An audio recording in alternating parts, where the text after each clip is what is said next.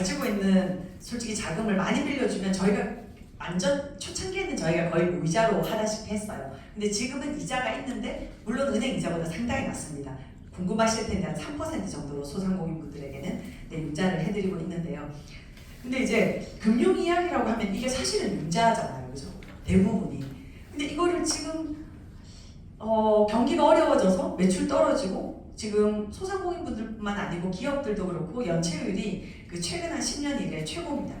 이런데 또 와서 제가 이런 거 있으니 융자해서 쓰시고 이러시면 좋습니다. 이런 얘기를 하는 게 너무 이게 적절하지 않다는 생각이 좀 들었어요. 그리고 또 소상공인분들이 요즘에 이렇게 이전보다 어렵습니다 라는 얘기를 우리 뻔히 아는데 어렵다는 얘기를 왜 또 해? 라고 또 하신 것 같아서 너무 이제 마음이 편치 않은 이제 사실은 이제 교육이다라는 생각을 했지만 그래도 지금 현재는 그래도 어떤 상황이고 이런 걸 알고 또 거기에 또 적절하게 대처할 방법들도 좀 고민해 보시는 계기가 되면 좋지 않을까 하고 제가 현황들도 이제 여러 가지 최근에 발표된 것들까지 포함해서 좀 정리를 해봤는데요.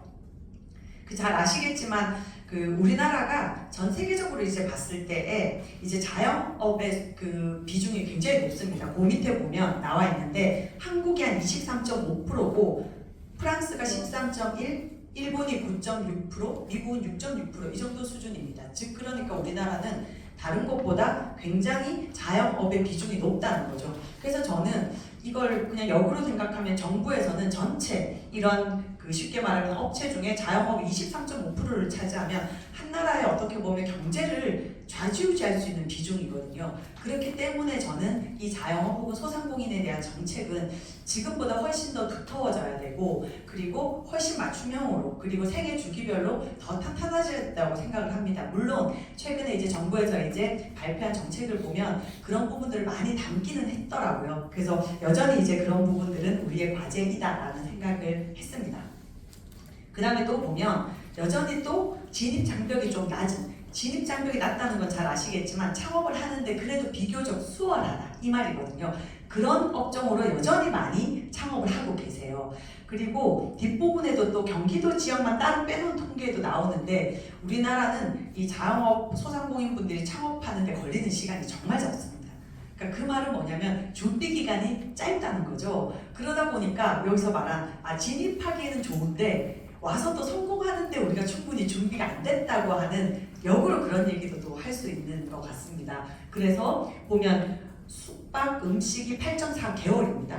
그러니까 1년이 안 돼요. 도소매가 9개월, 교육 서비스는 그래도 한 11.5개월, 제조는 10.6개월 정도의 사실 그 창업 준비 기간이 있어요. 근데 이것만 솔직히 창업 준비 기간으로 볼 수는 없는 게 사실 이렇게 창업하시는 분들은 대부분 그 업종에서 종사한 기간들이 있으시잖아요. 아무 정말 기반 없이 그걸 창업하진 않으시니까 그런 거는 좀 사실 제외된 거고 실제 내가 창업을 하겠다 생각하고 창업을 준비한 기간입니다. 이제 그렇게 보면 우리나라는 전반적으로 좀 짧고 그리고 빨리 이제 창업을 해야 되니까 아무래도 진입 장벽이 낮은 곳들에 많이 창업을 하더라 그렇게 나타나기는 했어요.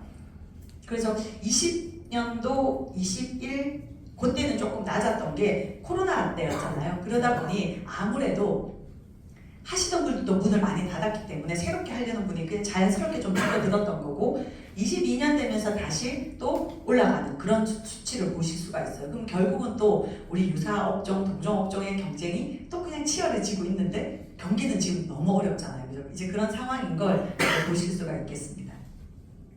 그리고 20, 30대 중심의 소상공인 분들이 굉장히 좀 늘어났다고 해요. 그래서 저는 오늘 이제 이 자리에 오기 전에 연령대가 대충 어떻게 되실까요? 하고 이제 센터에 여쭤봤더니 사전에 이제 그런 거는 이제 조사하지 않기 때문에 잘 모르겠다 하셔서 저는 그래도 자영업 하시는 분들이 여전히 비중은 40, 60대가 좀 많으시거든요. 그래서 그렇게 연령대가 좀 많지 않을까 했는데 오늘 와서 보니까 젊으신 분들도 상당수가 있는 걸로 봐서 이 통계가 틀리진 않겠구나라는 생각이 듭니다. 왜냐하면 저희도 그 자영업 하시는 분들한테 융자해드리잖아요. 거의 40, 50대입니다. 대부분. 그리고 40, 50대이시고 대부분 5년, 10년 이상의 업력이 있으신 분들이 또 저희 기관에 많이 오시긴 하시는데 그래도 최근에는 20, 30대 분들이 굉장히 늘었다고 합니다.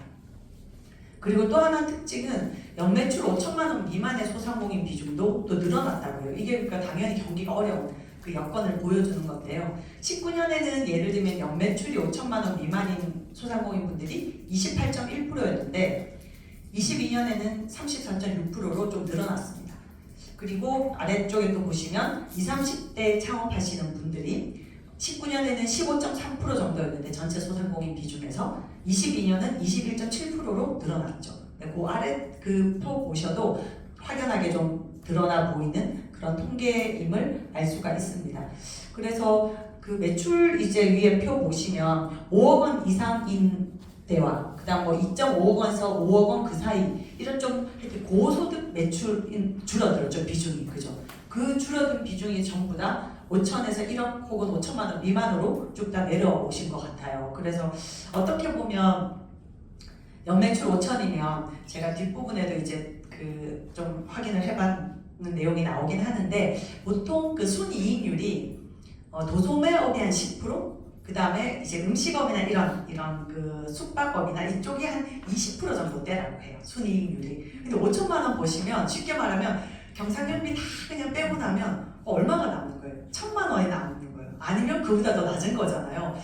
그래서 제가 정말 이걸 보면서 이제 정말 많은 저도 이런 늘 이제 저도 이 일을 한 20여 년 동안 했기 때문에 대체적으로 그냥 소상공인 분들의 매출이 소상공인 기준 자체가 그렇게 높지는 않지만 정말 이런 비중이 지금 한 33.6%면 정말 어려운 시기이다라는 생각을 좀 많이 하게 됐고 그래서 이럴 때일수록 아까 앞서 말씀드린 대로 저희 같은 민간에서 할 수 있는 그 역할이나 아니면 정책적으로 정부에서 해야 될 역할이 정말 지금은 훨씬 많아져야 될 때다. 그런 생각을 다시 한번 했습니다.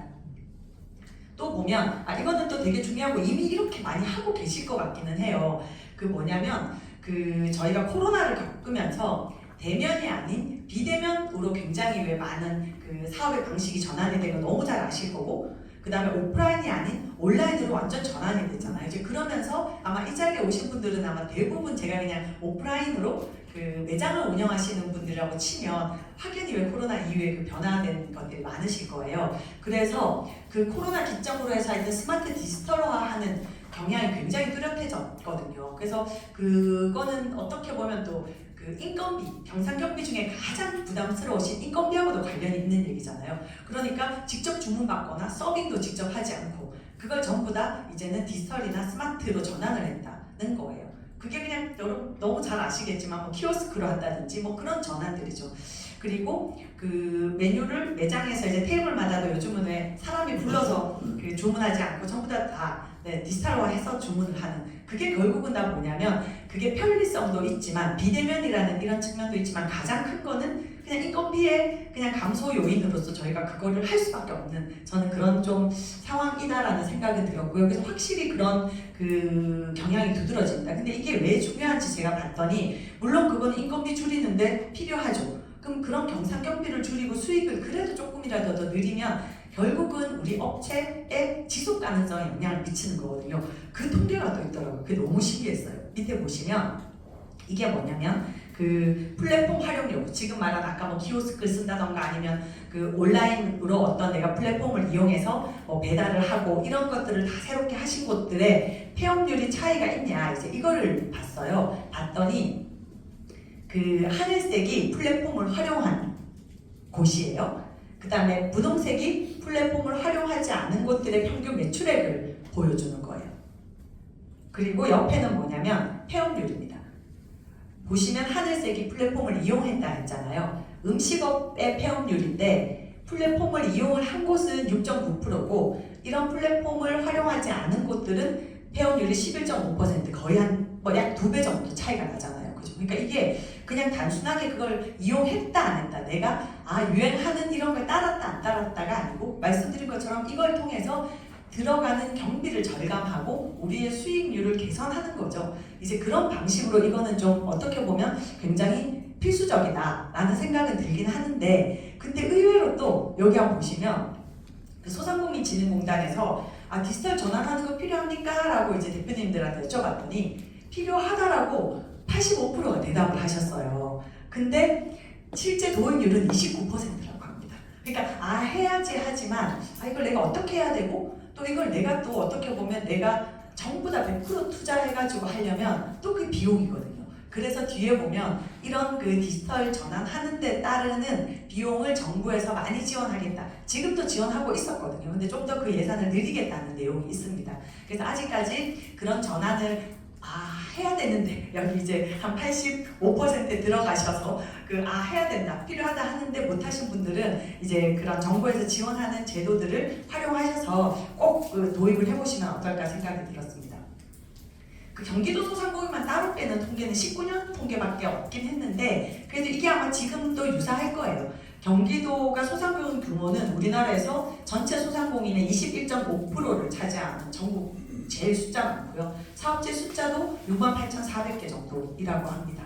지금도 제가 최근에 정확하진 않은데 봤는데 여전히 경기도가 그냥 제일 많습니다. 서울보다 많고 제가 이제 지원하는 뭐 사회적 기업이나 알기업과 같은 이런 또 기업 형태가 있습니다. 그런 기업들도 경기도에 제일 많습니다. 하여튼 그래서 경기도가 이러한 소상공인이나 아니면 그런 제가 이제 지원하고 있다는 그런 기업의 숫자가 많다 보니까 제가 봤을 때에 경기도에서 자체적으로 운영하거나 아니면 우리 광명시처럼 자체 기초나 광역 지자체에서 별도로 정부의 정책과는 다르게 예산을 확보해서 또 여러 가지 지원책들을 많이 하고 계시더라고요. 네, 그런 것들은 굉장히 좀 긍정적으로 보여졌습니다.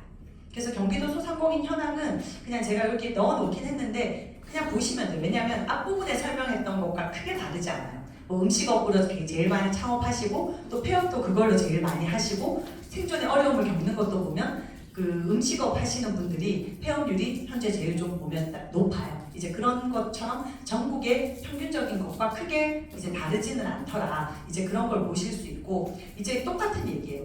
소상공인 분들의 생존율이 낮아지는 이유는 말했다시피 코로나 이후에 이제 빠르게 온라인 비대면으로 전환되고 이런 게 있는데 우리가 또 어떤 업종에 따라서는 비대면하기 어려운 업종 당연히 있잖아요. 그죠?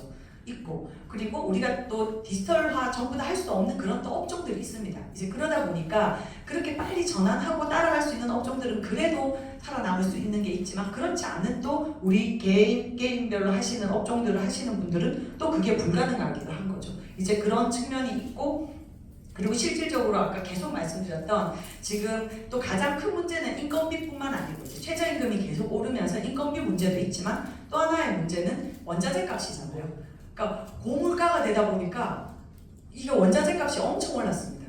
그래서 정말로 이제 그걸 다 아마 체크를 하면서 사업을 하시겠지만 비교해보면 확연하게 이제 원자료 값이 많이 이제 들어간다는 거를 확인하실 수 있겠고 그리고 인건비도 이제 얼마 전에 왜 최저임금 발표했잖아요. 혹시 얼마인지 보셨어요? 네, 맞아요. 엄청 우등생이시네. 네, 1030원이에요. 그러니까 이제 이렇게 돼서 원래는 왜 자영업 하시는 분 소상공인 분들이 정부에 건의를 했었어요. 이 최저임금을 협의하는 단계에서 업종에 따라서 그리고 하는 이런 여러 가지 층위에 따라서 최저임금을 좀 다르게 차등해달라고 요청을 했었어요. 저희 소상공인 이제 업체에서도. 근데 그게 받아들여지지 않는 거죠. 사실 어떻게 보면 이게 우리 대표님들 입장에서 보면 또 그렇지만 또 근로자들 입장에서 보면 내가 이 일을 하면 임금이 더 낮아.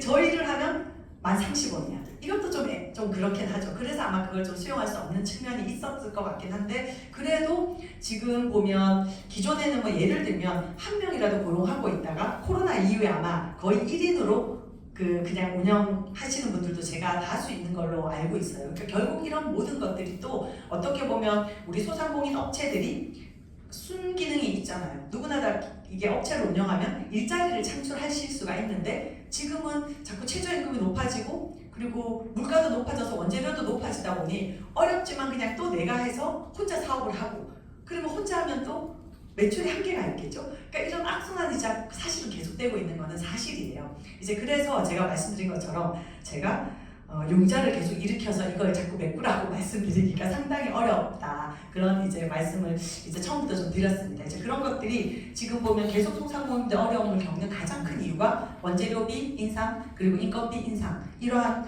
그 경상경비 때문인 것으로 드러났다. 이거는 그냥 수치로 봐도 진짜 그렇더라고요. 그래서 소상공인분들은 그래서 어떤 그런 지원이 가장 그 좋으냐, 지금 도움이 되냐라고 이제 확인을 해봤더니 여기 보시면 자금 지원이에요. 그리고 세제 지원. 그 자금 지원은 사실 뭐 예를 들면 사업 개발하거나 이런 거는 이제 여러 가지 사업비를 지원하는 게 있는데 보통 자금 지원은 지금 정부는 정책 자금으로 하는 대부분 융자이거든요. 근데 그럼에도 불구하고 은행권에는 이자가 너무 높으니까 지금 은행 이자가 보다 낮은 정책 자금에 대한 자금 지원은 여전히 좀 필요하다라고 말씀을 하셨고요. 그다음 두 번째는 세제 지원입니다. 세금을 많이 내시면 안 되잖아요. 벌었는데 뭐 아까 말씀드렸듯이 순이익이 지금 한 10%에서 20% 정도 이제 소상공인분들에게 발생을 하는데 거기에서 세금 다 떼주고 이러면 또 이제 안 되니까 그런 부분에 있어서는 좀 장단점이 있긴 한데 뒷부분에도 나오는데 간이 과세자의 매출의 그 한도를 정부에서 높였습니다. 이게 그러니까 쉽게 말하면 세금을 조금 더 줄여주는 그런 걸 채택한 게 있거든요. 그런 것도 한번 보시면 좋을 것 같고요. 그 다음 또 똑같습니다. 그 강화해야 되는 건 뭐냐 했을 때 또 자금 지원입니다. 네, 그 다음 세제 혜택을 해달라는 것, 뭐 그런 부분이에요. 그 다음에 공공요금 인상 좀 우리도 좀 적게 해주거나 지원을 더 해달라. 다 이런 직접적인 그 쉽게 말하면 그 지원에 대한 요구가 굉장히 높다. 이거는 뭐 저는 당연한 거라고 생각을 합니다. 그리고 제가 이제 찾아봤더니 그 중소벤처기업부가 왜 소상공인, 그 다음에 중소기업 지원하는 우리나라 정부 부처 있잖아요. 23년도에 아주 여러 가지 그 지원 그 제도를 운영을 했습니다. 그랬을 때 그 제일 우리가 그 현장에서 높게 평가받은 게 뭐냐고 이제 자체적으로 그 점검을 해봤더니 역시 마찬가지입니다. 그 코로나19 때 왜 손실 보전 조금씩 해주는 정책들이 있었잖아요. 물론 그것도 모두 다 해드린 건 아니고 또 얼마 이하 뭐 이런 다 있긴 했지만 하여튼 그런 것들이 굉장히 높게 평가가 됐고 또 두 번째 파란색 보시면 또 마찬가지입니다. 정책 자금을 더 많이 제공해달라. 그 정책 자금을 주는데 은행보다 훨씬 더 좋은 조건에 줘야 되겠죠. 네, 그런 것들을 담은 그런 그 정책 자금 지원도 좋았고 그리고 앞서서 저희가 왜 이거는 지금 이제 무조건 좀 해야 되는 이제 방향이라고 했던 디지털 전환하는 지원에 대해서도 그 소상공인 분들 그리고 지원받은 다수의 그 기업들이 굉장히 만족도가 높았다고 해요. 그래서 앞으로도 그 정부가 저는 아마 이런 방향으로 그 정책이나 지원 제도를 좀 강화하지 않을까라고 생각했는데 이제 뒷부분에 이제 나올 이제 최근에 이제 7월 초에 발표한 정부의 정책들을 보면 거의 이런 방향들이 많이 있더라고요. 그래서 지금부터는 그 금융도 이 안에 담겨 있습니다. 그래서 금융 부분을 얘기할 때는 제가 조금 더 상세하게 말씀을 드릴 텐데 그 지금부터 이제 지원책들이 어떤 것들이 있는지 볼 텐데요. 그 현 정부 지금 윤석열 정부가 이제 그 처음에 생겨날 때부터 우리 소상공인 분들에게는 이러한 다양한 것들을 하겠다고 이미 얘기를 했었어요. 그래서 즉 경영의 부담이 줄어들도록 하겠다. 그래서 지금 다 하고 있는 이자 부담도 낮춰주고 전기요금도 지원해주고 그 다음에 부가세 간이 과세자의 매출 기준도 올려줄게요. 이런 거였는데 그걸 이번 7월 달에 내용을 거의 다 담았더라고요. 그래서 그런 것 좀 보시면 좋을 것 같고 그리고 혹시 전통시장이나 이렇게 이제 관련된 그 곳에 업체를 가지고 계신 분들은 그런 전통시장에 대한 지원도 강화하겠다고 했고요. 그 다음 사실은 이 폐업 얘기는 어떻게 보면 폐업에 대한 준비를 미리 하세요 같아갖고 참 그렇지만 그래도 혹시나 이런 제도가 있다는 걸 아시면 좋을 것 같아서 저도 뒷부분에 담았고 그리고 정말 폐업하시는 분들이 이전보다 늘었기 때문에 그 지금 현 정부에서는 폐업하실 때도 훨씬 그 손해를 줄일 수 있는 방식의 지원을 하겠다라고 처음부터 얘기를 했었습니다. 그래서 지금 굉장히 어려워진 그 소상공인 자영업자분들에 대한 지원을 많이 좀 그 보강을 했는데요. 이 내용은 기존에 이제 있었던 큰 틀의 이제 방향입니다. 그러니까 우리나라는 그 소상공인 자영업자분들의 지원책이 창업할 때 도와주는 것. 그러니까 창업 이전에 교육도 지원하고 창업 자금도 지원해서 창업을 하게 하고 그다음 두 번째 단계로 넘어가면 실제 이제 운영을 할 때, 경영을 할 때 도와주는 단계가 있고 그 다음 단계에는 이제 내가 운영을 하는데 경영 위기가 왔을 때나 혹은 경영을 하다가 정말 안 돼서 폐업을 할 때 어떻게 하면 되는가 요 3단계로 이제 원래 세팅이 되어 있습니다. 요 안에 있는 다양한 제도들이 이제 조금씩 여기 혹시 그냥 양이 거의 다 된 것 같은데 다시 또 해볼게요. 그래서 이렇게 3단계로 되어 있고 기준이 조금씩 이제 바뀌는 이제 구조로 가는 겁니다. 그래서 그 기준이 바뀌는 건 뒷부분에 얘기를 해드릴 텐데 가장 크게는 소상공인분들은 창업할 때나 운영할 때 이 정책자금이라고 하는 쉽게 말하면 융자 해서 자금을 지원받을 수 있는 제도들이 이미 세팅되어 있습니다. 그래서 좀 다 잘 아실 수 있는데 가장 기본적인 개념이 뭐냐면 그 대출은 요 두 가지로 이루어져요. 여기 왜 대리대출, 직접대출이란 말이 있잖아요. 요게 소상공인 쪽이 그 운영에 나서 있는 정책자금에도 똑같은데요. 대리대출은 뭐냐면 보통 우리는 왜 그 대출을 은행에 가서 받잖아요. 근데 그게 아니고 아까 말씀드린 대로 소상공인분들도 역시 마찬가지로 아까 말씀드렸다시피 소상공인분들이 좀 더 좋은 조건으로 쉽게 말하면 융자를 받아서 써야 되는데 그냥 아마 이 상태로 그대로 은행에 가면 높은 이자로 대출 내가 받을 수 있더라도 높은 이자로 받게 되는 거예요. 그렇게 하지 않으려고 정책자금이라고 하는 별도의 카테고리를 만들어 놓고 어디 가서 내가 그 보증서를 발급받냐면 신용보증재단이라고 하는 곳에 가서 거기도 요건은 있습니다. 기본적으로 아마 신보에 가서 보증서를 발급받아서 정책자금을 써보신 분들은 아시겠지만 요건이 있어요. 그리고 개인 그 쉽게 말하면 대표자의 신용 점수 있죠. 신용도도 보기도 합니다. 근데 은행보다는 훨씬 기준이 낮아요. 근데 그런데 왜 똑같은 돈을 대출해주냐? 그 이유는 보증서를 발급받기 때문이죠. 그래서 혹시나 내가 보증서 발급받으면 결국은 돈은 은행에서 주기는 해요.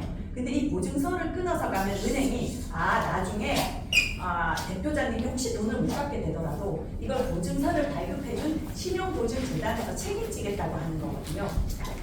그래서 그 보증서를 발급받아서 내가 그걸 들고 가서 은행에서 대출을 받는 거 그게 이제 대리대출입니다. 네, 그게 대리대출이에요. 그러니까 은행에 가면 예를 들면 내가 그냥 딱 그런 건 아니지만 지금 내가 신용등급이 대표님들이 그동안에 사업하시고 하느라고 제2금융권 융자도 있고 막 이러면 점수가 낮아요. 그죠? 한 5등급 막 6등급 돼요. 이렇게 은행에 가면 돈을 못 빌리시거나 아니면 아주 높은 이자로 그냥 빌릴 수 없는 구조인데 신보에 가면 그거보다는 자영업자분들의 특색을 잘 반영한 상품들이 많습니다. 그러면 그렇게 하더라도 한 예를 들면 4~5%대의 자금, 정책 자금을 받을 수 있게 보증재단에서 보증서를 끊어주니까 내가 그거에 대해 보증을 설계라고 하는 걸 보증서를 끊어주고 그걸 들고 가서 은행에 가서 더 좋은 조건의 대출을 받는 거죠. 그래서 정책 자금이 필요한 겁니다. 그러니까 예를 들면 뒷부분에 나와지면 전기요금도 매출 3천만 원에서 6천만 원까지 돼도 전기요금 월 20만 원 지원해 줄게요 하는데 이것도 신청하면 다 되는 게 아니에요. 정부에서 예산이 있겠죠. 그러면 그 예산 안에 이제 수시 지금 신청 받아요.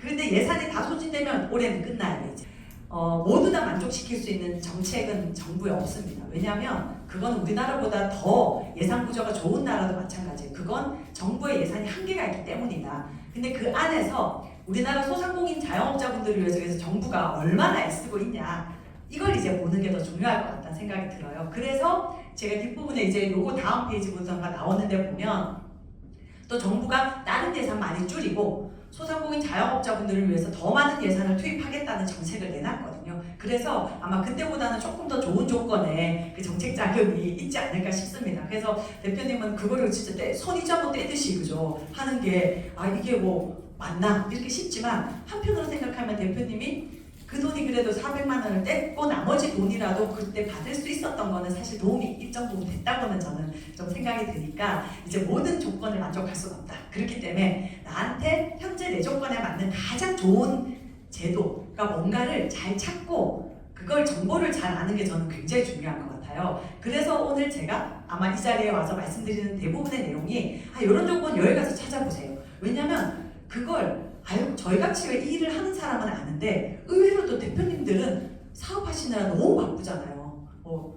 A부터 Z까지 1부터 100까지를 사실 거의 다 하실 거예요. 그러다 보니 잘 모르는 부분이 많을 것 같고 그래서 오늘 제가 이 자리에 온 것 같습니다. 답을 잘 했나 몰라요 제가. 네, 그렇습니다. 네. 그래서 여기 보면 정책자금은 하여튼 신용보증재단에 가서 내가 그냥 은행 가서 빌렸을 때보다는 훨씬 좋은 조건으로 신용보증서를 끊어줘서 내가 은행 가서 돈을 빌리는 방법이 있고, 또 하나는 직접 대출은 소상공인시장진흥공단에서 이렇게 공고를 합니다. 이런 그 정책자금 지원 사업을 합니다라고 공고를 하면 대표님들이 뭐 사업계획서를 쓰거나 그쪽에 신청서를 내서 소상공인시장진흥공단에서 심사를 해서 공단에서 돈을 이제 지원하는 그런 두 가지 방법이 있습니다. 그래서 그거는 이제 대표님들이 말씀드린 대로 조건에 따라서 하시면 되고, 그런 두 가지 방법은 창업할 때나 아니면 지금 대표님들 운영하시는 동안에 다 똑같이 두 가지 방법이 다 상관이 있습니다. 그래서 그거에는 조건이 너무 많아요. 내가 뭐 업력이 얼마나 돼야 된다는 조건이 있는 정책자금도 있고, 그 다음에 내가 연 매출이 얼마나 돼야 된다는 것도 있고, 이래서 그거를 오늘 이 자리에 다 설명을 못 드려요. 그렇기 때문에 제가 그걸 어떻게 찾을 수 있는지를 설명드릴 거고, 그리고 좀 준하게 대표님들에게 꼭 소개시켜 드리고 싶은 내용들을 뒷부분에 이제 좀 담았어요. 그래서 그 7월 3일 날 이제 발표를 했는데, 사실은 어떻게 보면 저는 그 소상공인 그 업체를 운영하는 대표님들 중에도 아까도 봤지만 뭐 5억 이상 매출 나는 데도 있잖아요. 근데 5억 이상도 매출 난다고 매출로만 봐서는 안 되긴 한데, 사실은 우리나라는 지금은 대부분 현재 정부의 정책 기조가 더 어려운 층을 더 많이 돕겠다예요. 저는 그것도 맞다고 생각을 해요. 그러니까 더 저소득층을 더 많이 도와주고, 그리고 그 소상공인분들 중에서도 매출이 낮거나 이런 하여튼 더 어려움에 처한 사람을 더 많이 돕고, 그런데 자금을 더 투입하겠다는 방향은 저는 맞다고 보는데, 이제 그래서 지금 제일 중요한 거는, 지금 창업도 중요한데 현재 하고 있는 분들이 덜 어렵게 만드는 거, 그게 지금 가장 그 7월 3일 발표의 핵심입니다. 아까 저희 다 했던 얘기예요. 비용 증가가 이제 되는 게 인건비 많이 들고 원재료는 다 드는데 이거 어떡할 거냐, 이런 거예요. 그래서 대통령님께서 직접 나서서 얘기했어요. 지금 뭐 앞뒤 가리고 뭐 이럴 때 아니다. 그냥 하여튼 더 많은 예산들을 좀 이렇게 다 모아서 지원을 해라. 이제 이렇게 얘기를 한 안에서 나온 제도라고 보시면 되겠어요. 그래서 경영 부담을 해주는 것, 그리고 좀 잘하는 또 우리 소상공인 분들은 더 많이 잘 되도록 키워주겠다, 스케일업 해주겠다, 그런 내용도 있고요. 그 다음에 하나는 재기 지원. 역시 정말 노력했는데 안 될 수 있잖아요. 그랬을 때 폐업할 때도 더 많이 도와주고, 그 다음에 이후에 재창업을 하시거나 취업을 하는 것까지도 더 좋은 제도로 좀 연계시켜 주겠다, 이런 내용들이 다 같이 담겨 있어요. 이미 아까 이제 우리 대표님처럼 그 소상공인진흥공단 이런 정책 자금을 쓰신 분이 계실 거잖아요. 그런 분들을 위해서 상환 기간을 연장해 주겠다는 거예요.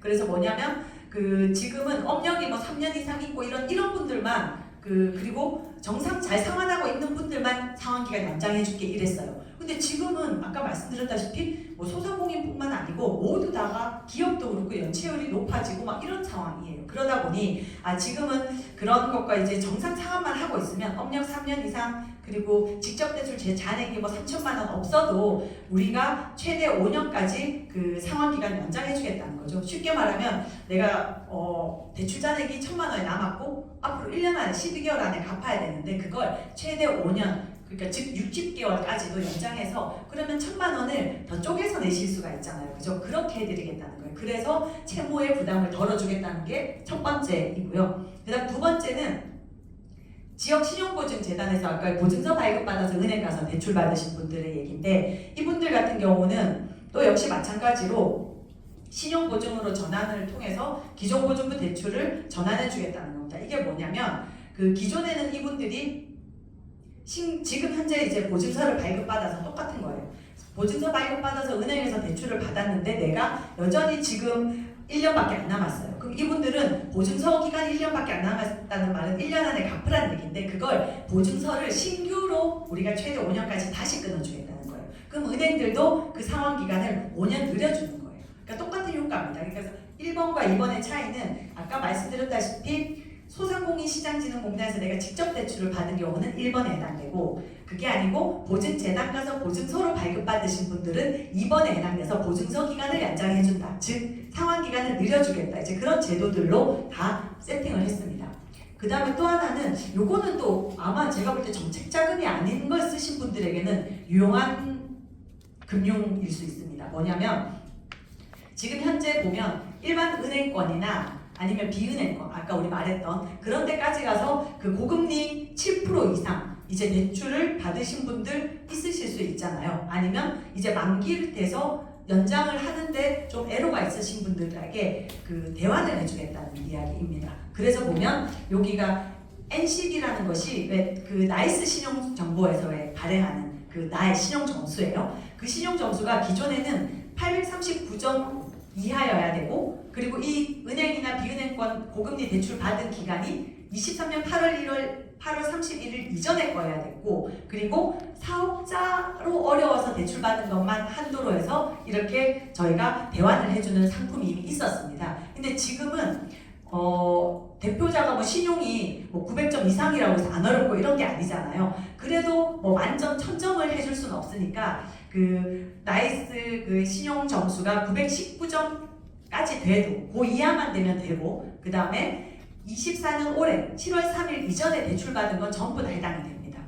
그리고 사업 용도가 아니고 가계대출까지도 1천만 원 이내에서는 대환대출을 해줄게요. 이렇게 얘기를 했습니다. 그래서 보면 어떻게 해줄 건데 7% 이상 고금리를 4.5% 고정금리로 해주겠다는 거고, 그리고 5천만 원 한도로 하겠다. 내가 뭐 예를 들면 은행권에 한 8천만 원에 한 8%대 쓰고 계세요. 근데 그 전액은 다는 안 되고 최대 5천만 원까지 이런 신용점수 이런 거 다 해당이 되시면 지금 당장 4.5% 고정금리로 언제까지 최대 10년 분할 상환이 가능하도록 해주겠답니다. 이런 거는 좀 큰 거죠, 그죠? 네. 그래서 만약에 대표님들이 특별히 왜 은행권 대출이 많다고 점수가 낮지 않은 거 아시죠? 오히려 대출을 발행 이금융권은 좀 아니에요. 왜 저축은행이나 이금융권의 그 대출은 약간 신용 등급에 난 점수를 깎아먹는 거고, 근데 그냥 은행 대출 있고 잘 갖고 계시고, 그리고 카드 같은 거 신용카드 당연히 쓰시잖아요. 쓰시는데 연체 없이 잘 내고 계시고 뭐 이러면 대부분 900점은 돼요. 근데 이금융권 대출이 생겼거나 아니면 최근에 뭐 그 카드 사용률이 갑자기 확 높아졌다거나, 네. 그래서 의외로 이 919점 이하를 맞추기가 쉽지 않아요. 그래서 이게 맹점이 뭐냐면 그런 얘기를 합니다. 그 어떨 때는 나도 모르게 내 신용 점수가 막 950점 이상 올라가 있어요. 그게 나쁜 게 아니잖아요. 근데 이런 또 정책 자금을 받을 때는 나는 특별히 매출도 안 많고 그냥 아주 착하게 살고 있고 빌린 돈을 잘 갖고 있을 뿐인데 신용 점수가 높아서 정책 자금을 못 빌려요. 이제 그런 것 때문에 정부에서는 839점을 919점으로 올리기는 했어요. 그래서 아마 대표님들 아마 한번 이런 거 할 때는 그쪽 요거 한번 끊어보셔야 될 거고, 요즘 아마 은행에 그 어플 같은 거 깔려 있으시잖아요. 뭐 토스뱅크나 이거 깔려 있는데 이렇게 보면 또 돈 따로 안 들여도 그 내 신용 점수가 대충 몇 점이다는 거의 근접하게 점수가 보여지긴 합니다. 그러니까 코리아 크레딧 뷰로라는 데하고 그다음에 나이스 신용정보 요거 대부분 두 개 쓰잖아요. 그 점수가 좀 차이는 있어요. 근데 그런 거 한번 이렇게 토스뱅크나 이렇게 은행 어플 깔려 있으면 내 신용 점수 확인할 수 있어요. 그래서 이제 이렇게 지금 현재 대출을 받은 것에 대해서 상환 기간을 연장해주거나 아니면 낮은 금리로 대환하는 것, 이런 거는 혹시 해당되시는 분들은 꼭 한번 보시면 좋을 것 같습니다. 네. 그래서 요 밑에도 제가 써놨잖아요. 자금 공급도 그래서 훨씬 더 느리겠다는 거예요. 말씀드린 대로 정부 정책이 모두를 만족시킬 수 없는 건 예산의 한계 때문인데, 지금 보면 정부에서 이렇게 왜 상환기간도 연장해주고 대환대출해주려면 돈이 더 필요하잖아요. 그래서 보면 2천억을 더 추가 공급을 해가지고 소상공인을 위한 정책 자금에 대해서는 4천억에서 6천억으로 예산을 늘리겠다고 얘기를 했습니다. 네, 그래서 해당되시는 분들은 잘 확인해 보시면 좋을 것 같아요.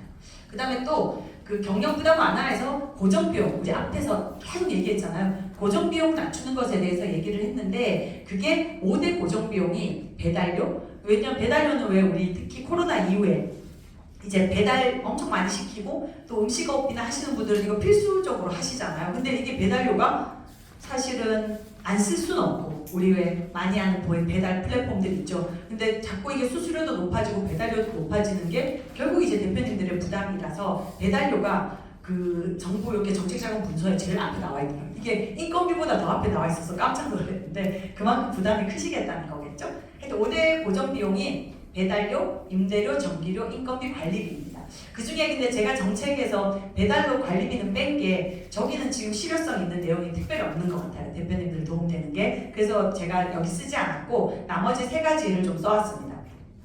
근데 배달료 같은 경우는 왜 관심 많으셨을 텐데 얼마 전에 이제 정부에서 이거 발표할 때 여러분들 잘 아시는 이제 대표적인 그 배달 플랫폼 있잖아요. 그런 곳들과 상생 협력해서 이런 것도 좀 해보겠다 이랬는데 제가 어디라고 말씀드리지 않겠지만 어디 한 군데가 지금 배달 수수료를 최근에 올렸잖아요. 이제 이러면서 이제 정부도 좀 난감해진 거예요. 근데 이제 어제 기사가를 또 다시 보니까 하여튼 그래도 정부에서는 계속해서 이런 배달 플랫폼을 운영하는 그 기업들과 우리 소상공인분들이 그 부담을 좀 줄일 수 있는 방법을 찾아보겠다라고는 계속 얘기를 하고는 있더라고요. 네, 그렇게 참고하시면 좋겠고. 그래서 일단 임대료 같은 경우는 사실 대표님들에게 임대료를 지원하겠다는 내용은 사실 아닙니다.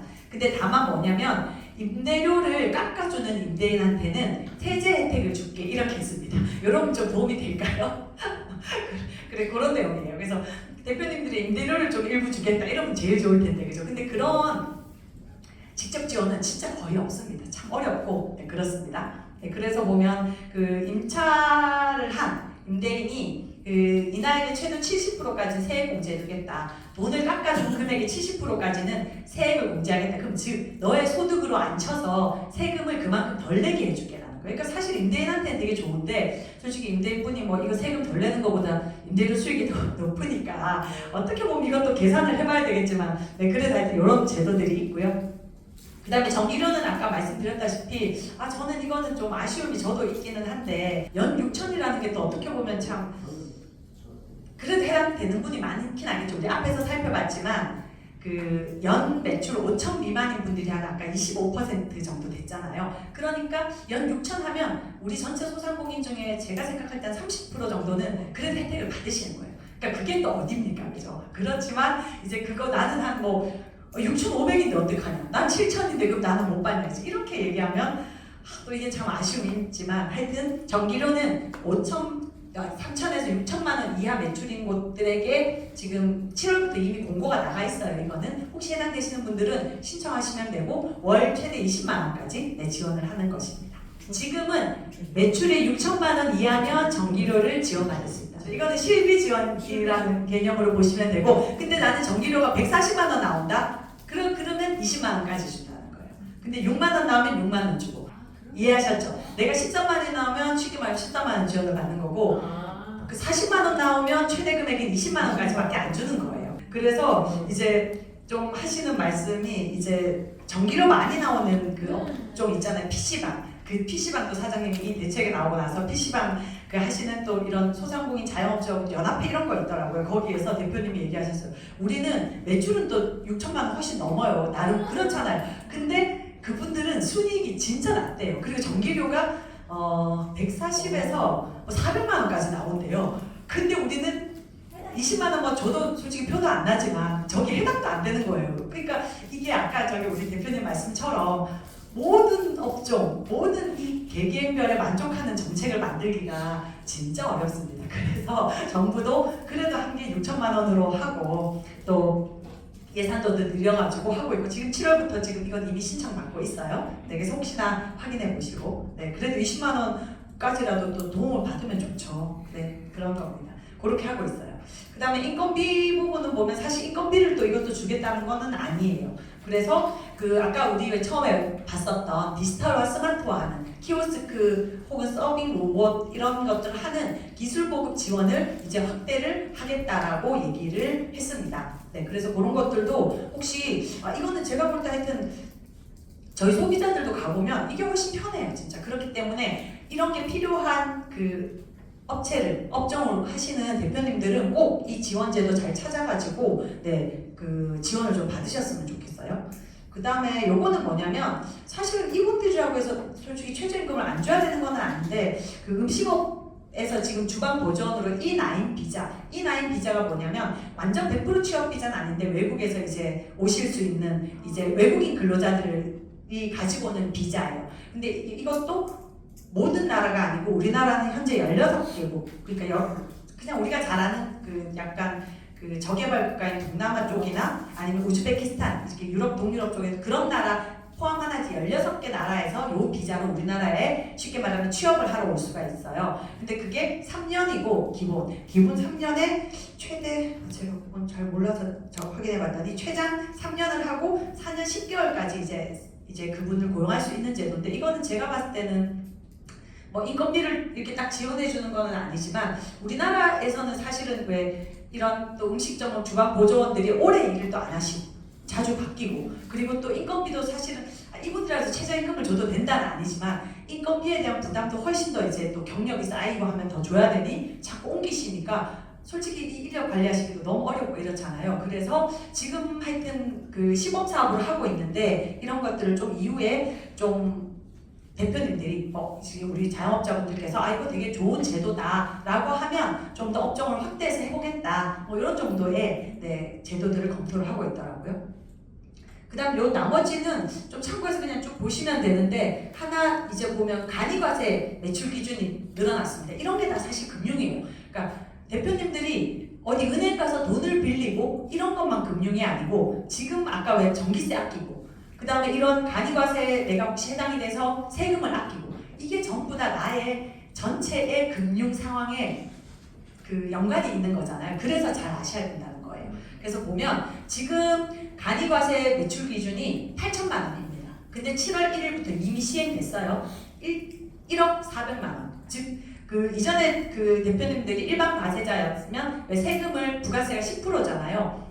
근데 간이과세가 되면 1.4에서 4% 아마 그 정도이실 거예요. 그래서 쉽게 말하면 세금이 훨씬 낮아지는 거잖아요. 1.5에서 4% 맞네요. 그러니까 세금을 이제 덜 내는 요런 이제 간이과세를 하게 되면 이제 되는 구조이기 때문에 요거는 그냥 어떻게 보면 자동으로 거의 전환이 되는데 그래도 혹시나 내가 간이과세자인지를 한번 확인을 해보시면 좋겠고 근데 간이과세가 되면 또 세금을 적게 내는 세금 부담이 줄어드는 효과는 확실히 있죠. 그죠? 근데 안 좋은 건 뭐냐면 그 기존에는 있었던 이 그 4,800만 원 이하로는 내가 세금 계산서를 못 끊어줘요. 그럼 그 말은 뭐냐면 물론 뭐 1억 400만 원인데 뭐 그만큼 끊어줄 일은 없겠지만 그 세금 계산서를 꼭 발행해달라고 하는 큰 거래처가 있을 수도 있잖아요. 근데 간이과세자는 세금 계산서 발행이 안 되니까 또 그런 한계는 있고 뭐 이런 장단점은 있는데 근데 지금은 뭐 솔직히 매출 1억 한 400만 원 이하면 사실은 그냥 간이과세가 세금을 덜 내는 게 훨씬 더 도움이 된다고 정부에서도 판단을 했기 때문에 간이과세의 그 한도를 더 올렸을 거예요. 그래서 이런 부분들도 참고를 해서 보시면 좋을 것 같습니다. 그리고 뭐 혹시나 그래도 법률 지원 받으실 수 있는 일이 생길 수 있죠, 우리 그죠? 왜냐하면 특히 제가 봤을 때 우리 그 자영업 하시는 분들이 제일 어려운 게 지금은 이제 그런 좀 것들도 교육도 많이 하시고 대표님들도 공부도 많이 하셔서 문제가 없었는데 옛날에 왜 노무 관련 이런 문제들 뭐 아르바이트생의 뭐 인건비 문제라든지 뭐 근로시간 문제라든지 하여튼 이런 것들 진짜 많이 잘 모르셔가지고 했는데 그게 왜 불법이라고 또 이렇게 신고를 당하셔갖고 피해를 보시는 대표님들도 계시고 했거든요. 고의성이 없어도 그거는 법을 어기는 거니까 뭐 그런 부분들 뭐 노무 아니면 아직도 여전히 왜 세금 이런 문제 잘 모르실 수 있잖아요. 그거는 매번 어려워서 대부분은 제가 권장드리는 거는 회계사무소에 그런 거 기장을 맡기거나 해도 한 달에 비용이 크게 안 들어요, 사실. 우리 매출 규모이거나 매출 규모와 상관없이 뭐 10만 원 안팎일 수 그러니까 그것까지도 내가 부담스러우면 안 내도 되는데 저는 그냥 기장을 맡기는 게 제일 좋겠고 근데 나는 그것도 부담스러워서 내가 직접 다 관리를 하시는 분들 중에 세무나 이런 쪽으로 내가 좀 자문을 받고 싶고 이럴 수 있잖아요. 그럴 때 법률 지원 서비스도 있어요. 그래서 그 중위소득 기준과 1년 매출 기준을 전부 다 올렸습니다. 그래서 이렇게 뭐 내가 연매출 2억 원 이건 좀 높죠, 그죠? 근데 3억 원까지 받으셔도 무료 법률 지원이 되십니다. 그래서 이런 것들 전부 다 기준을 더 폭넓게 했다라고 이해를 하시면 좋을 것 같아요. 그런 것도 있고 그 다음에 고용보험료 이런 지원들도 좀 기존에 있던 건데 하여튼 전부 다 이거는 좀 지원 신청할 때 좀 더 편하게 할게요 이런 내용으로 바뀌었습니다. 그래서 그런 지원들도 다 찾아서 잘 받으시면 좋을 것 같아요. 그리고 죄송한데 이거는 제가 뺀다고 하면서 못 뺐는데 나중에 혹시 자료 보내드릴 때는 빼고 보내드리겠습니다. 그 다음에 혹시나 그 온누리 상품권 이런 걸 왜 많이 이제 소비자분들께 가지고 오시는 그 분들을 보시면 온누리 가맹 제한 업종들이 좀 있었는데요. 그런 것도 전부 다 많이 풀었습니다. 왜냐하면 이걸 어떻게 보면 온누리 상품권 자체는 우리 그 소상공인분들을 위한 건데 이것까지도 업종 제한을 많이 두니까 이걸 나는 소비자들도 난 여기 가서 쓰고 싶은데 못 쓰게 하고 이런 게 좀 있었을 거잖아요. 그래서 그런 것들도 사용처들을 그 훨씬 더 늘려서 182개에서 300개까지도 늘려줬습니다. 그래서 보면 가맹 제한 해제된 게 있어요. 스포츠 학원 좀 많이 다니잖아요. 그래서 저런 데 못 썼거든요. 되고 노래방도 됩니다. 네, 그리고 병원도 한방치과 되고 동물병원도 되고 이제 되는 데들을 굉장히 늘어놓은 이런 건 아마 그 업종을 하시는 대표님들한테는 좋은 소식일 것 같습니다. 네. 그 다음에 요거는 그 지금 오신 대표님들 아까 정책 자금도 쓰시는 분들 많이 얻고 하는 거 보니까 사업이 아마 다 그냥 잘 된다고 생각을 하면 요런 그 소기업으로 스케일업 하는 지원, 그러니까 우리 소상공인 기준 있잖아요. 그 다음 단계 넘어가면 이제 소기업으로 가는 건데 이거는 뭐 상세한 내용보다는 이제 소기업으로 가려고 하는 기업들한테 최대 7억 원까지 지원해 주겠다는 거예요. 이건 작지 않죠. 근데 보시면 그 소상공인 졸업 후보 기업이라고 둡니다. 그 어떤 데냐면 요 아래 별표 해놓은 거 보시면 돼요. 매출액이 소기업 매출 상한 업종별 10억에서 120억의 30%. 그러면 만약에 10억이면 3억이면 돼요. 그 다음에 상시 근로자 수는 업종별 기준이 있어요. 5명에서 10명보다 한두 명 작다. 그러면 업종별로 5명이면 4명이거나 3명이면 되는 이런 하여튼 상세 기준들은 있어요. 하여튼 근데 내가 바로 소기업을 가지는 못할 수 있겠죠. 근데 소기업으로 가는 졸업 후보 소상공인 졸업 후보 기업이라고 해서 이런 조건이 갖춰지면 그 성장 촉진 자금으로 최대 2억 원을 먼저 준다. 지원해주고 그 다음 단계 넘어가면 또 중진공에서 이제 왜냐하면 그 다음 단계 넘어가면 이제 소기업이 되니까 소상공인진흥공단이 아닌 중소기업진흥공단에서 2억 원, 1.5억 원, 1.5억 원에서 단계별로 성장할 때마다 지원을 해드리겠다는 거예요. 근데 이런 제도가 저도 이제 소상공인 그 진흥공단에 그 지원 사업 심사를 많이 가요. 그러면 최대 1억 원, 3억 원 이렇게 지원해준다는 사업들이 의외로 좀 있습니다. 물론 이런 거는 우리가 왜 그 이 자리에 계신 분들이 아마 업종이나 아니면 나는 아무리 키워도 저 정도가 아닌데 소기업 넘어갈 수 없는 그런 업종일 수 있겠죠. 그런 걸 좀 제외하면 의외로 많은데 잘 몰라서 신청을 안 하셔가지고 심사해가지고 맨날 돈이 남는 경우가 많습니다. 그래서 혹시 이 자리에 계신 분 중에 내가 적어도 이제 다음 소기업으로 넘어갈 수 있는 걸 생각을 하고 있고 혹은 그 정도에 도달했다라고 생각하시면 이런 사업들이 나올 때 눈여겨보시고 꼭 참여해보시면 좋을 것 같다는 생각이 들었고요. 그 다음에 정말 이게 지원이 너무 많아서 헷갈릴 수 있는데 오늘 하여튼 제가 좀 얘기 준비한 거 다 드려볼게요. 그 또 향토기업이라고 있어요. 향토기업은 내가 운영하는 사업장 하나가 한 개의 시도, 지금 만약 광명시면 광명시에 20년 이상 있어야 되고 상시 근로자 20명 이상 이게 이제 향토기업이라고 해요. 근데 보면 근로자를 10명으로 줄였습니다. 왜냐하면 이 어려운 시국에 지금 20년 이상 하면 솔직히 저는 그 소상공인 분들은 좀 있을 것 같거든요. 근데 근로자 20명 두긴 어렵잖아요. 그러니까 그걸 10명으로 낮춰줬습니다. 그러면 나는 향토기업의 조건이 되는 거예요. 그러면 또 제가 향토기업 오늘 지원 사업은 가지고 오진 않았지만 향토기업으로서 지원받는 또 다양한 아마 또 그 제도들이 있을 거예요. 거기에 해당되시는 그런 내용입니다. 네, 그런 것들 다양하게 있고 판로는 수출 부분이어서 제가 오늘 오시는 대표님들의 업종을 잘 몰라서 요거는 그냥 간단하게 그냥 그 작성을 해왔는데 보시면 대부분 수출을 할 수 있도록 뭐 교육을 해준다거나 아니면 그 정말로 내가 정말 수출하는 그 제품을 갖고 있는데 어떻게 팔아야 될지 처음에 잘 모르면 수출을 잘 해본 사람들을 멘토로 붙여줘서 그걸 돕도록 하겠다. 쉽게 말하면 컨설팅 지원도 잘 하겠다. 이런 내용들이에요. 네, 그 다음에 이제 세 번째는 우리가 이제 앞으로 이런 일은 안 겪었으면 하지만 그래도 혹시 몰라서 이제 말씀드리면 세 번째는 이제 정부에서 아까 말한 것 중에 이제 재기 지원입니다. 이제 쉽게 말하면 정말 정말 내가 열심히 뭐 밤낮 없이 일하고 하셨는데도 불구하고 이제 사업이 어려워졌을 때 이제 폐업을 잘할 수 있도록 돕거나 아까 말씀드린 것처럼 재창업이나 재취업할 때 돕는 것을 좀 더 강화한 내용입니다. 이제 솔직히 말씀드리면 폐업하면 내가 기업으로 돈을 빌리면 그걸 다 갚아야 폐업도 할 수 있어요. 빚을 제대로 청산을 못하면 폐업도 못합니다. 있습니다. 기업이든 아마 그 개인 사업자도 마찬가지일 거예요. 근데 그걸 일시상환하지 않고 유예할 수 있도록 이제 일시상환을 유예시켜준다는 거예요. 그래서 더 상환 기간을 늘려주는 효과를 주겠다는 거 똑같고요. 그 다음에 브릿지 보증은 뭐냐면 아까 말씀드렸다시피 내가 사업자로 아까 말한 것처럼 신용보증재단에 가서 보증서 발급받았잖아요. 근데 이제 폐업을 해요. 그럼 사업자가 없어지면 그 돈도 바로 갚아야 됩니다. 남은 잔액을 다. 근데 그렇게 안 하고 개인 보증, 대표님의 개인 보증으로 다시 돌려서 보증서 발급해줘서 그 상환할 수 있도록 해줄게라고 하는 거예요. 여기에서 이제 중요한 그 개념이 나오는데 요 아래에 있는 거 DSR이라고 있어요. 요 혹시 DSR이 뭔지 들어보셨어요?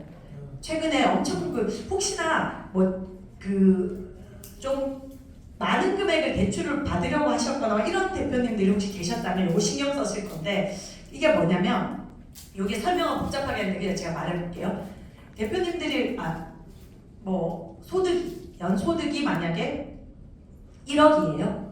그러면 내가 그 대출을 받을 수 있는 개인으로서 대출을 받을 수 있는 그 1년 동안 원금과 이자를 갚는 돈이 4천만 원을 넘으면 안 돼요. 그 이상은 어디 가도 대출을 못 받는 거예요. 근데 이게 왜 설명을 하냐면 여기 브릿지 보증이라는 게 뭐냐면 왜 그 사업자로서 대출 받는 한도와 내가 왜 개인으로서 받는 대출의 한도가 다르거든요. 요 DSR은 개인으로서 받는 대출의 한도예요. 그래서 나는 이미 개인 소득으로서 개인 대출을 4천만 원 원리금을 갖고 있어요.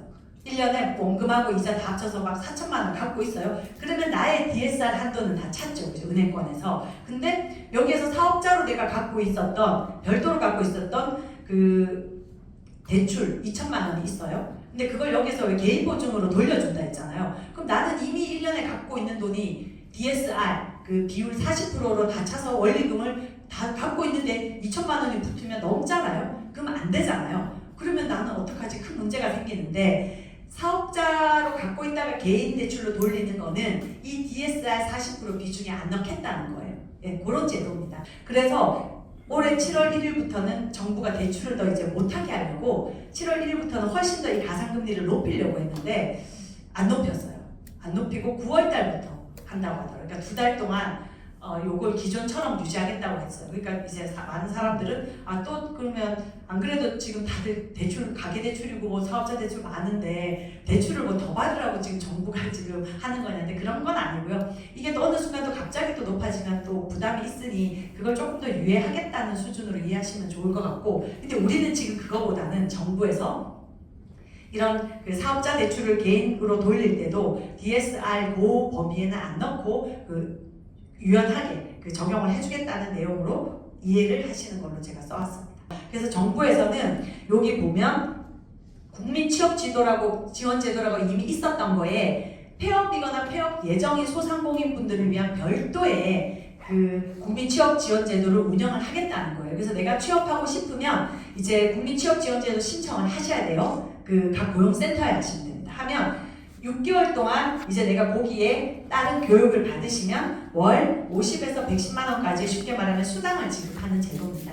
네, 이런 게 있다. 그래서 내가 혹시나 난 이제 더 이상 창업을 해봤는데 이제는 좀 어려울 것 같고 취업을 해야 되겠다고 하시는 분들은 이런 내가 그 취업을 준비하는 기간 동안에 교육훈련수당이라고 생각하시면 제일 좋을 것 같은데요. 이런 지원제도가 있다는 것 알고 계시면 좋을 것 같아요. 그리고 또 하나 여기에 붙는 게 뭐냐면 근데 내가 이런 제도를 활용해서 취업에 성공했어요. 어떤 기업에. 그러면 그 고용사업주한테도 1년간 월 30에서 60만 원까지의 그 쉽게 말하면 고용촉진 여기 써진 장려금을 줍니다. 그러면 이건 왜 줬냐면 이런 훈련받은 사람을 내가 고용을 하면 정부에서 지원을 하니까 취업하는데 조금 더 유리하시겠죠, 그죠? 네, 그래서 이런 제도까지도 잘 연계가 되어 있는 제도도 있습니다. 그래서 이런 거는 그 대표님들뿐만 아니고 대표님들 가족분들이나 보시면 이 국민취업지원제도에 해당되시는 분들이 있어요. 이게 오늘은 요걸 제가 하러 온 게 아니어서 다 설명은 안 드리지만 고용노동부 들어가면 요즘 핸드폰 못 하시는 분은 없잖아요. 다 그냥 국민취업제도 쳐보면 됩니다. 그러면 유형이 2가지 유형이 있고 어떤 분이 해당이 돼서 내가 취업을 준비하는 동안에 고용 그 훈련 수당 같은 거죠. 저 수당을 받을 수 있는 제도가 아주 잘 되어 있습니다. 그래서 많이 활용하시면 좋을 것 같고요. 그 다음에 이제 취업이 아니고 나는 이제 재창업하고 싶다 하시는 분들한테는 뭐 기존에 했던 멘토링도 해주고 컨설팅도 해주고 교육도 해주는 이런 거는 거의 다 똑같죠. 기존하고 크게 다르지는 않을 것 같고요. 그 다음에 사업화 지원이라고 해서 최대 7개월까지 쓸 수 있는 2천만 원을 지원해주겠다고 합니다. 재창업을 할 때. 물론 또 요거는 이제 재창업할 때고 이제 그 외에도 이제 만약에 다른 걸로 이제 신규 창업을 하실 때는 또 원래 있었던 창업 지원 제도들도 많이 활용을 하시면 좋을 것 같습니다. 그러니까 정부 또 이 산업이라는 건 아주 이제 대표님 말씀하신 것처럼 우리가 기본적으로 필요한 것을 그걸로 사업으로 영위할 수 있으면 제일 좋고 또 그거는 사업이 업종이 많아지는 거는 그걸 찾는 사람이 많기 때문이기도 하거든요. 이제 그래서 정부에서는 저렇게 이제 또 얘기를 했던 것 같고 아까 또 앞에 보면 뷰티케어 이런 쪽이 서비스 업종이 또 지속 가능성이 높아요. 또 보니까 그러니까 우리가 경기가 되게 어려워지는데 또 그런 서비스는 또 찾는 분들이 예전보다 많아졌다는 반증입니다. 네, 그다음에 또 폐업 지원은 뭐 점포 철거비 이런 것도 더 늘려서 지원하겠다라고 이제 되어 있고요. 그 외에도 뭐 점포 철거하는 거 법률 자문 그다음 사업정리 컨설팅 이런 거 전부 다 포함해서 하겠다고 되어 있습니다. 소상공인 시장진흥공단이 그냥 소상공인 전체적으로 우리나라에서 돕는 공공기관입니다. 거기에 전국에 센터가 있고 광명센터가 여기 전화번호 제가 일부러 적어놨어요. 그리고 여기에 소상공인 시장진흥공단 홈페이지 가면 공지사항에 이미 보면 뭐 정기요금 특별지원사업 이런 거 다 떠 있어요. 근데 여기는 공지사항으로 있고 소상공인 시장진흥공단에 아주 홈페이지도 세세한 게 많아요. 그게 공지사항 들어가면 요 옆에 요렇게 빨리 링크하기가 있어요. 거기에 제일 상단에 소상공인 24가 있습니다. 제가 그것도 적었어요. 소상공인 24에 가면 현재 나와 있는 소상공인 분들이 이용할 수 있는 모든 지원 사업은 거의 다 여기 있어요. 정말 찾기 쉽게 되어 있어요. 그러니까 여기서 이제 찾아보시면 어디에 더 추가적으로 문의하고 그런 게 나옵니다.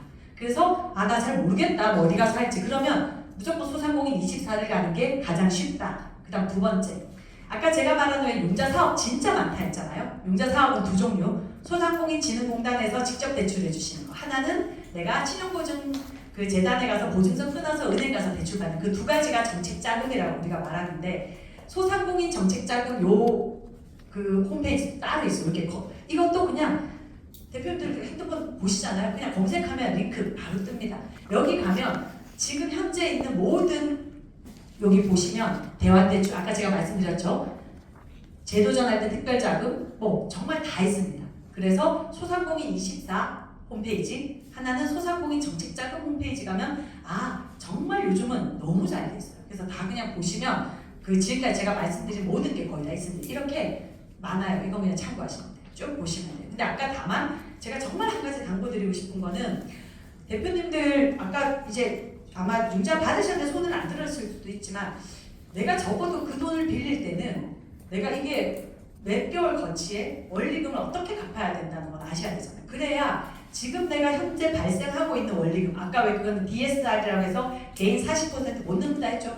솔직히 그거 넘으면 어디 가도 대출이 안에 발생이 안 되겠지만 그래도 내가 그 안에 있고 사업자로 대출 받을 때 역시 마찬가지입니다. 네이버나 이런 포털 사이트에 가면 이자 계산기 치면 내가 그냥 몇 개월에 얼마 빌릴게요. 그러면 내가 얼마나 갚아야 될 원금과 이자가 얼마인지가 쫙 떠요. 그게 다 어려우면 이렇게 한번 해보시면 돼요. 이런 식으로 대출 금액 5천만 원, 금리는 몇 프로, 몇 개월에 나 어떻게 갚을 거야 하면 이렇게 상환 스케줄이 돼요. 그럼 내가 한 17만 4천 원을 매월 갚아야 되구나. 그럼 내가 지금도 얼마 갚고 있는데 이게 가능할까? 이런 판단을 해보시라는 거예요. 그리고 두 번째는 아까 말씀드렸지만 그 신용보증재단 같은 곳에서도 대표자 신용 이런 거 다 기준이 있어요.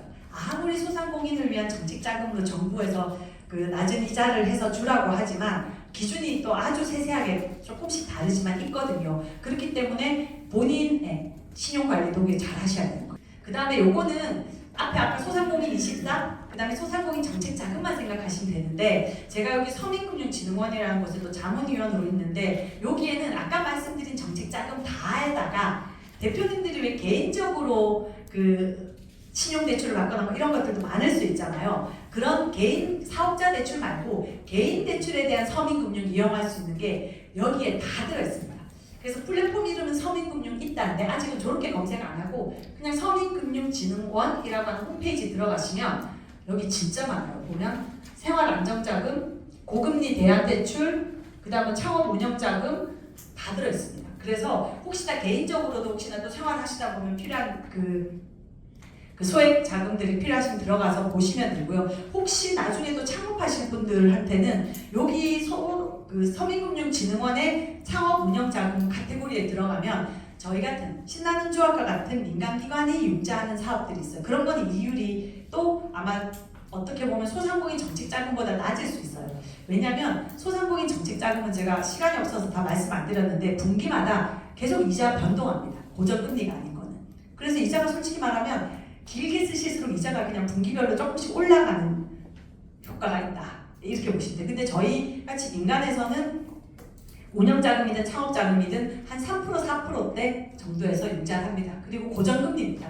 그리고 대체적으로는 한 60개월로 빌려드려요.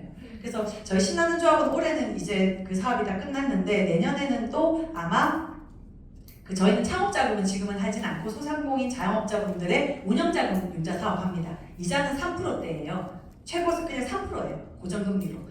그러니까 혹시나 내년에 또 운영자금이 필요할 때는 제가 볼 때는 그 소상공인 정책자금보다는 운영자금을 쓰실 때는 서민금융진흥원에 있는 여기 운영자금이 훨씬 유리하실 거다. 라는 그런 팁도 하나 드리겠습니다. 그 다음에 또 경기도만의 어떤 자금이나 지원책을 보고 싶다면 이 경기 바로 치시면 돼요.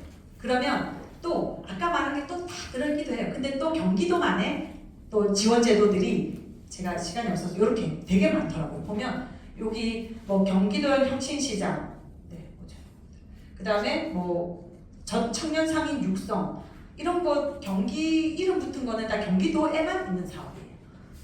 그런 것도 참고 많이 하시면 좋겠고 또 오늘 여기 제가 여기에 초대받아 왔는데 우리 강릉시 자영업지원센터도 홈페이지 있고 정보마다 공지사항 다 있습니다. 또 광명시도 또 광명시 자체 또 사업이 있어요. 있는 게 있습니다. 예산을 또 확보하셔서 하시는. 그래서 제가 볼 때는 중앙정부에서 하는 거 전체는 뭐 소상공인 24 들어가서 보시고 특히 융자를 중심으로 모시고 싶다 하면 소상공인 정책자금 가서 보시고 그 다음에 정부에서 하는 거 말고 경기도나 우리 광명시에서 하는 거 보고 싶다 하면 광명시 자영업지원센터 가셔도 되고 경기 바로 이런 데 들어가시면 다 잘 안내가 돼요. 그래서 요즘은 그런 데 들어가면 저도 한 번씩 어떤 정부 그 기관한테 민원 같은 거 뭐 할 거나 처리할 일 전화하잖아. 옛날에 진짜 연결이 안 됐잖아요. 요즘은 인력도 많이 확충하고 그래서 연결도 잘 되고 굉장히 친절하게 잘 해주십니다. 그래서 그 혼자 그냥 잘 모르는 거는 그냥 물어보는 게 제일 빠릅니다. 제가 여기 안내해드린 사이트나 전화번호로 전화하셔서 꼭 물어보고 하시고 뭐 절대로 우리는 그렇게 안 하시겠지만 이런 정책 자금 이런 거 진짜 많다 보니까 이런 걸로 우리 그 스팸 문자 이런 것도 많이 와서 우리는 왜 돈이 또 간절할 때 또 그런 거 눌러보잖아요. 절대 그러면 안 돼요. 심지어 어떠냐면 아까 서민금융진흥원 있었죠. 거기가 이제 정책 그 자금 중에 이름이 미소금융 이런 거 있습니다. 그거는 근데 정부의 고유한 명칭이거든요. 근데 그걸 넣어서 그 문자를 보내기도 해요. 그러면 다소 지금 한 번도 눌러볼 수 있잖아요. 정말 내가 자금이 필요하다. 그리고 이자가 너 되게 낮게 나와요. 무심코 클릭하거나 전화하거나 이러면 절대 안 된다는 거죠. 그래서 정말 누누이 말씀드리지만 저런 데서는 문자로 대표님들한테 이거 대출 이런 거 있습니다라고 안내를 절대 하지 않습니다. 아무도. 내가 만약에 저기 연락해서 만약에 그 다음에 뭔가 진행되는 게 있을 때는 문자 올 수 있겠죠. 근데 그렇지 않고 이런 대출 써보세요 하고 안내하지는 절대 안 한다는 거예요. 그러니까 그거를 정말 명심하셔야 됩니다. 네, 이렇게 말씀드리고 오늘 제가 그 처음에 이제 말씀드린 것처럼 저희도 이제 사업을 해보면 이제 융자해드렸잖아요. 기업에도 해드리고 소상공인 분들에게 해드리고 그리고 저도 개인에게도 저희가 돈을 생활자금으로 융자하는 사업이 있습니다. 그럼 요즘이 가장 개인회생 아니면 기업 파산 이런 거 이게 법원에 이제 청구를 받아갖고 그럼 저희한테 날라오거든요. 왜냐하면 저희에게는 그분들이 채무자고 저희가 채권자니까 저희한테도 오는데 역대 제일 많아요. 그래서 이렇게 와가지고 대표님들한테 또 말씀드렸다시피 이럴 때 융자를 더해서라도 이렇게 하세요. 이렇게 말씀드리기는 참 어렵고 그래서 저는 융자는 필요할 때는 또 쓰셔야 되지만 그 외에 앞서서는 이렇게 지원이 있는 것들을 충분히 활용하시는 게 저는 나쁘다고 생각하지 않아요. 정부에서 소상공인 분들, 특히 자영업 하시는 분들이 아까 말씀드렸지만 우리나라 전체 산업의 거의 25% 30%를 차지하는데 그런 하나의 큰 산업군을 저는 진짜 이루고 있다고 보고 충분히 지원을 더 해야 된다고도 생각을 합니다. 그래서 그런 지원책은 잘 알고 해서 내가 부담되는 융자까지 가지 않도록 하는 게 좋고, 근데 융자도 은행에 가실 거면 이런 적직 자금을 쓰셔야 되죠. 알고 그 이자가 거의 2배 차이 날 수도 있잖아요. 그래서 그런 것들을 오늘은 제가 큰 틀에서 이렇게 정보들을 드렸다 생각하고 앞으로 활용하실 때는 아마 우리 센터에 문의하시면 다 연결 잘 해드릴 것 같습니다. 고맙습니다.